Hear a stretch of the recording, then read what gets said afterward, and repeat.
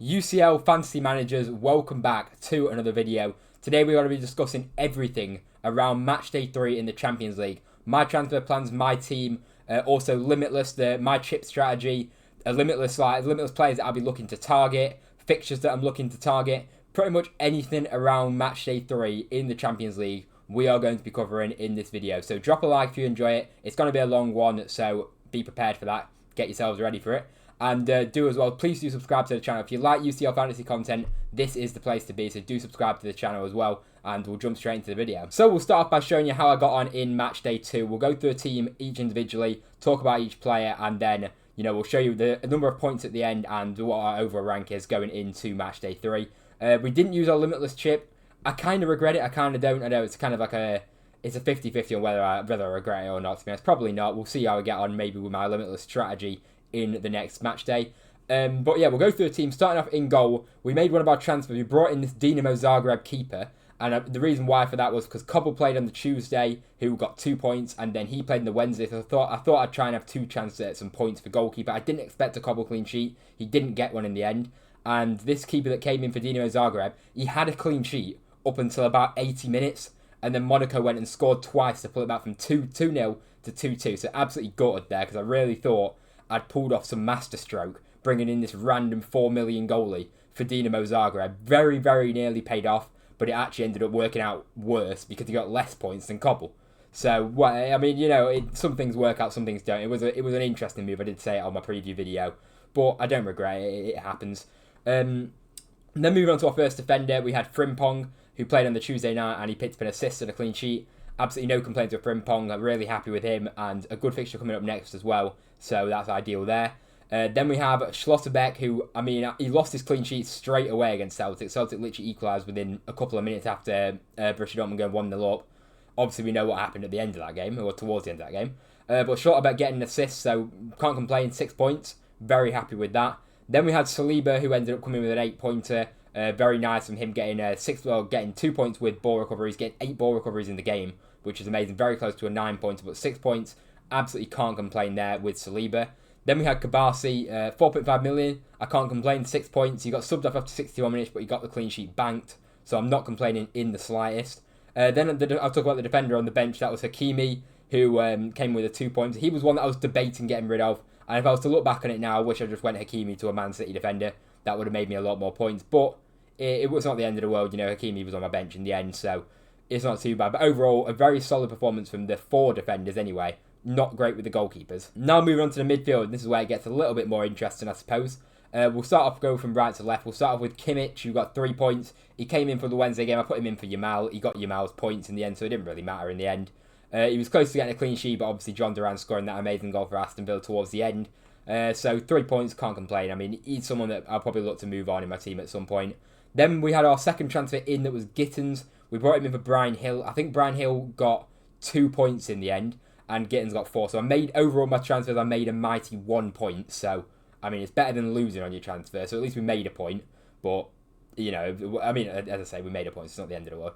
But Gittins is very frustrating, to be honest. I mean, 7 goals for Borussia Dortmund. He played the full match as well, and to only come out with 1 penalty earned is quite disappointing. I know he's only 5 million, you can't expect the world, but seeing them goals go in for Borussia Dortmund and seeing that Gittins wasn't involved in any of them was quite a painful sight to see. But at least he got 4 points. At least he ended up getting something, and he had stayed in my starting 11, so it's okay. Then we had Wirtz, who came in with 7 points, got the man of the match, and then he also got a ball recovery point as well, along with a clean sheet. So good performance from Wirtz, I guess, and 7 points. I am not complaining. I would have 100% taken that going into the game. So the Bayern Leverkusen players doing really well for me there. 15 points between them. Very happy with that. And this is where it gets interesting. Mo Salah. I did a video saying, should I change my captaincy? I said in the video, I'm most likely going to change my captaincy from Erling Haaland to Mo Salah. And that paid off absolutely massively. Salah getting the man of the match. A goal, assist, clean sheet point. So absolutely amazing. 28 points. Really did save my weekend, to be honest. And, you know, I still got a red arrow because, you know, if you don't know, I was in the top 1,000 after the first week. Got a red arrow, but Mo Salah making that red arrow a lot smaller than it could have been. And then moving on to our front line, we had Harry Kane and then Erling Haaland. Obviously, as I said, Erling Haaland was the captain on Tuesday. We swapped him out for Salah, ended up paying off massively. So very happy with that. But Haaland will take the 6 points and move on with that. Harry Kane, obviously disappointing. He was very close to scoring at the end, but it just wasn't his day and it wasn't Bayern Munich's day. And then on the bench as well, I said Yamal obviously came out for Kimmich, both getting 3 points. A shame that Rafinha got all the contributions and Yamal didn't. Oh well, that happens sometimes. And then we had Victor Gyökeres, who was disappointing against PSV with a 2-pointer, and Harry Kane did then come in and get another 2-pointer. So overall, it was 79 points I ended up getting in Matchday 2, which I'm quite happy with, considering a lot of people use Limitless this week. My current rank is 3,063. So, I've only dropped 2,000 places, and the fact that, a lot of people use Limitless this week, I'm actually pretty happy with that, because I'm going into Game Week 3. I'll tell you my plans for Game Week 3, but it could be looking quite good, hopefully, for me to get a nice green arrow for next week. But as I say, I'm not a million miles away off the top 1,000, and it was a decent enough week. Stella coming in and saving me, making it a pretty good weekend, to be fair. If you said 79 points, I probably would have taken that in Matchday 2, as a lot of people were using Limitless, as I say. So overall, a decent week. And let's get on to my team selection for Matchday 3. Okay, so as you can see on screen now is my current team for Matchday 3. Now, the players on the bench are the players that play on the Wednesday's fixtures. But we'll take you through the team. We have Kobel in goal against Real Madrid. This is where it's a problem. Just talking about the fixture, we've got triple Borussia Dortmund against Real Madrid. So you kind of get the picture of what I'm maybe thinking of doing. But we have triple Borussia Dortmund against Real Madrid, not good at all. And Bayern and Barca do in fact play each other. So I've got 2 Barca and 2 Bayern players. So, that's a lot of my team. You're looking at 3 Dortmund players, 2 Bayern, that's 7 players altogether, which have got either 2 or 4 of them are against each other, and the other 3 playing as Real Madrid. So it's not exactly like it's the best set of fixtures for me in Matchday 3, which I know I was planning for this anyway. But then the other fixtures do look nice. You look at Frimpong, who's got a nice fixture against Brest. I mean, Brest have been alright in the Champions League, but it's a nice fixture, say, for Bayer Leverkusen, for Wirtz and Frimpong.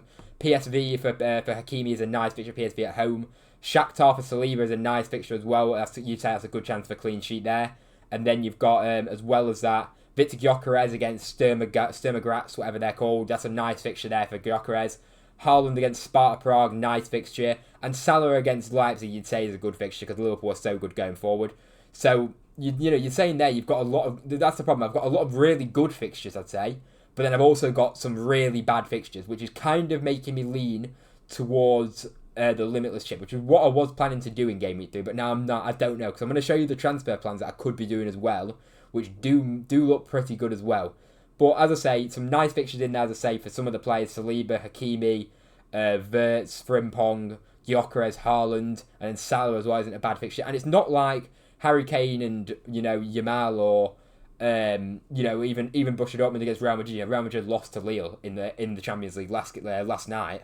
So it's not like these players can't return. It's not like, Harry Kane can't get a contribution against Barcelona, because Barcelona do concede goals, generally. And, Bayern Munich do generally score goals, bar the last game where Barcelona kept a clean sheet and Bayern Munich didn't score. But, there's still... It's not like these players that have got a bad fixture on paper can't get contributions and do well.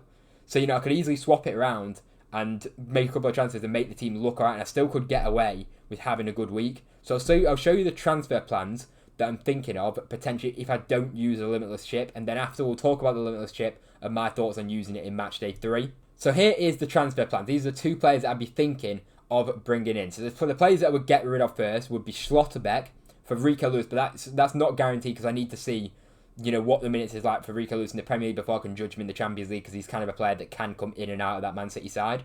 But that would free up then 0.5 million, where I would then go Joshua Kimmich up to Ademola Lookman, who's got a nice fixture against Celtic at home. And we know Celtic, after that last game against Dortmund, 7 goals conceded. Lookman is a quality player. Atalanta, a decent side as well. I do kind of like that move, and Lookman at 6.5 million, it looks pretty cheap, to be honest. So those are the 2 transfers that I think I could be making. And then you're looking at it, you've got a backline then of 4 good fixtures for Frimpong, Rico Lewis, Hakimi, and Saliba. And then Kabasi, obviously, I wouldn't be expecting a clean sheet in the slightest, but you never know.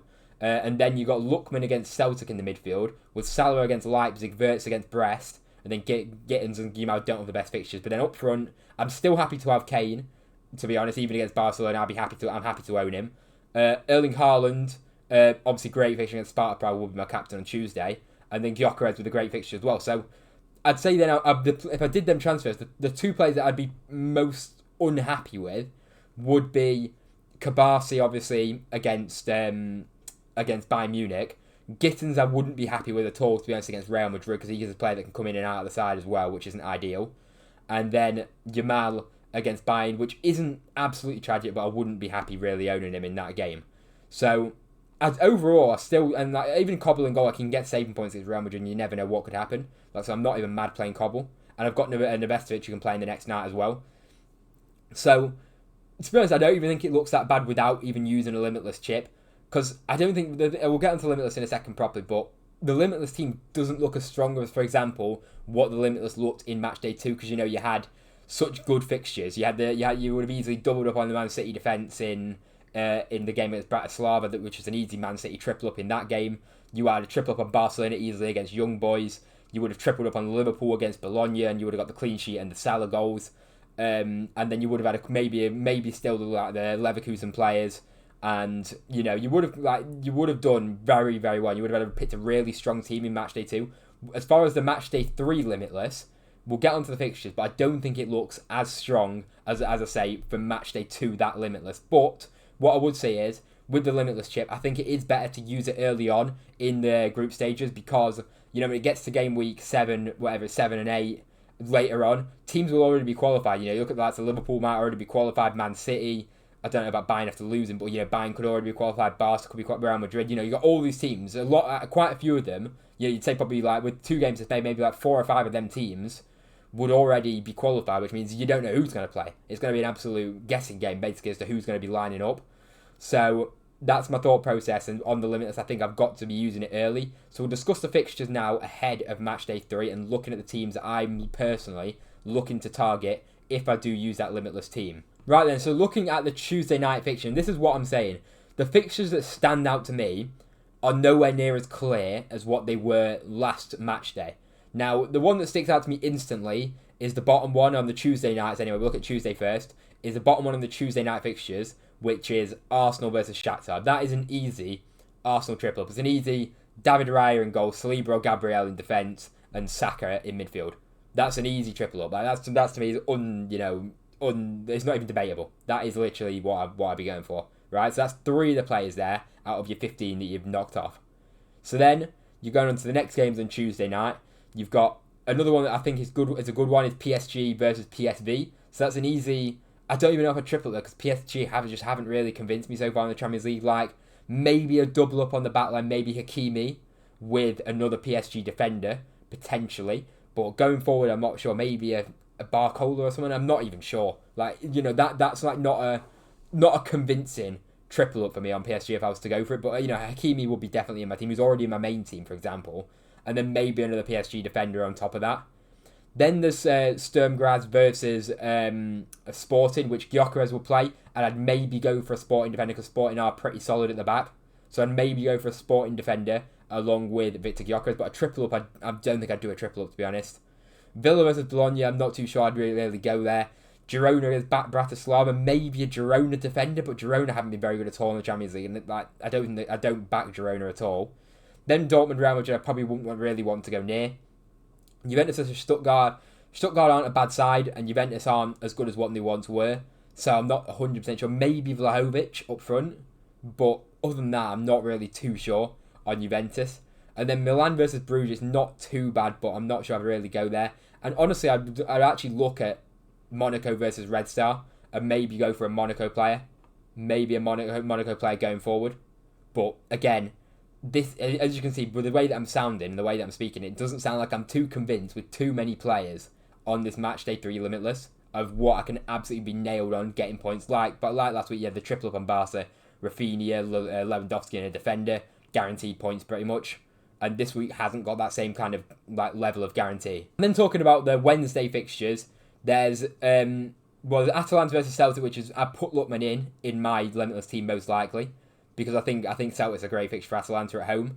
Then Leverkusen versus Brest, for me, it would be a triple up on Leverkusen. I'd absolutely bank on Leverkusen and go for Grimaldo, Frimpong and Wirtz as my triple up. Maybe Boniface up front instead of a defender, maybe. But I would probably be tripling up on Leverkusen. But Brest aren't a bad team at all. Liverpool versus Leipzig. To be honest, I'd still be going for Salah in that. I think Salah's just too good. Like, I'm happy to play him against Leipzig, and maybe even a Trent. Maybe a Trent. So, like, that's a potential 2 for Liverpool. I wouldn't be tripling up on them against Leipzig, though. But I'll be going for definitely 1, maybe 2. And then looking at the fixtures from there, Inter versus Young Boys, it'll probably be, I'll probably have Raya and goal on the Tuesday, Sommer and goal on the Wednesday. I'm going to be doing a full Limitless team as well, like properly going in depth with the players that I'll be choosing. But this is just kind of the teams that I'd want to target. But yeah, I'd probably be going for Sommer, and then I'd maybe be going for maybe an Inter player going forward, maybe a Chanoglu or someone, but not convinced again by that. And then the obvious one there that I'd triple up on is Man City. So I'd probably be going for Enrico Lewis if he's going to start, or Gavardio for being a bit more nailed. And then I'd probably go for, it's an easy double up on the City backline. You probably would get a clean sheet. But as I said, I'll look into this in more depth in my video, maybe later today or tomorrow. It'll be a triple up on the City guaranteed. It'll be 1 City defender, then maybe Phil Foden because he's started to get back into form and getting played again. And then Haaland up front, obviously. So it would either be 2 City defenders and Haaland, or 1 City defender, then Phil Foden, and then Erling Haaland. That's what it'll be. So then you're looking at, you've covered 3 City players, 3 Arsenal players, that's 6. 3 Leverkusen players, that's 9. And then you go for maybe a couple of Inter, a couple of Liverpool, and then, quickly, if I just have a look at Tuesday's fixtures again, and then a couple from PSG and a couple from Sporting, and maybe one from Monaco or something. So you are still building a nice team, but in terms of Limitless in Matchday 2, you're absolutely overspending on that budget. You get the unlimited budget.